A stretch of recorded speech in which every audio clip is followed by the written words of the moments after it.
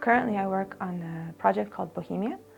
Bohemia stands for Broad One Health Endectocide-Based Malaria Intervention in Africa. And what we're trying to do is we're trying to control malaria using a new way. So far we've been mainly using insecticide-based interventions through bed nets and IRS. And unfortunately, these have been great. There's been a lot of progress due to these interventions.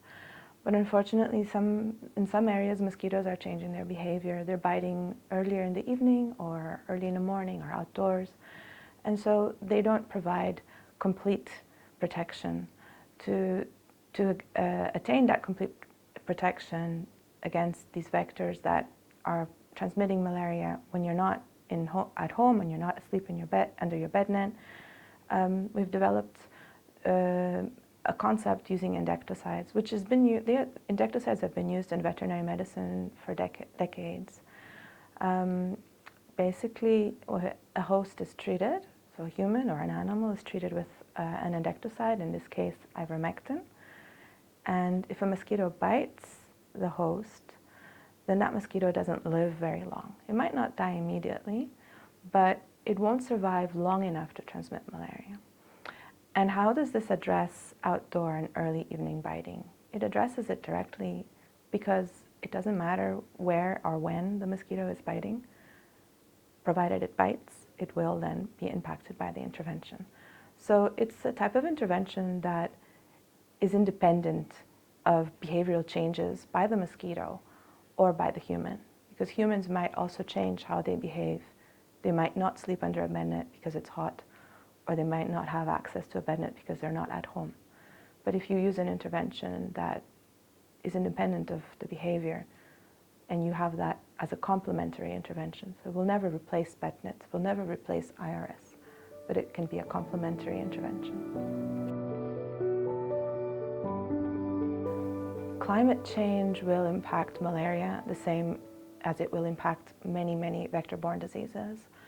We are likely to see malaria popping up in places where it wasn't before. Likewise, we're likely to see malaria decrease in places due to climate change, maybe becoming more arid or anything. It's very complex, climate change, and it impacts not only how vectors are their ability to breed because of precipitation, but it also impacts people's behaviors, impacts global movement of goods, global movement of people. Because of its enormous complexity, we have to be able to be resilient towards changes brought upon by climate change.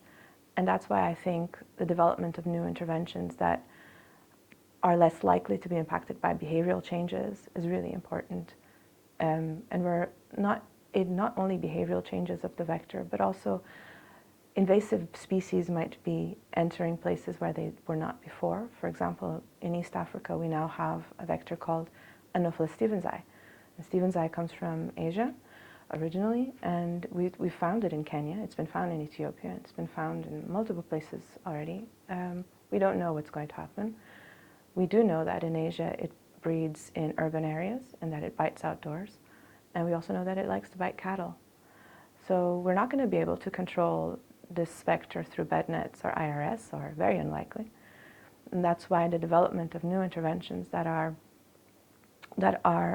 maybe thinking a little bit out of the box, maybe not only thinking about the human as the target, also thinking about how animals might be contributing to malaria transmission, not through being a reservoir of parasites, because they're not, but through being available blood source to mosquito populations. So in this case, an animal provides an easy way for a mosquito to get a blood meal, and an easy way for it to then maintain its population. And there are vectors that feed both on humans and on animals, not only this vector, stevensii, but other vectors that we already have in Kenya, like arabiensis. And that's why projects like ours are likely to be part of the future, part of where we need to be going to find new interventions. We need to start working with people who are maybe engineers, who are mathematical modelers or people experts on remote sensing with remote sensing tools.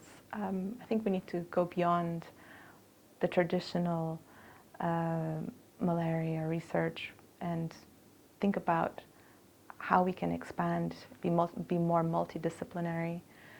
Also, social science is incredibly important in understanding how humans behave and how that behavior is creating vulnerabilities or resilience towards vector-borne diseases. We need to understand these, and I believe that the future is going to be good. We can do this because there's an incredible mass of trained people growing in endemic countries, and nobody understands this better than the local scientists.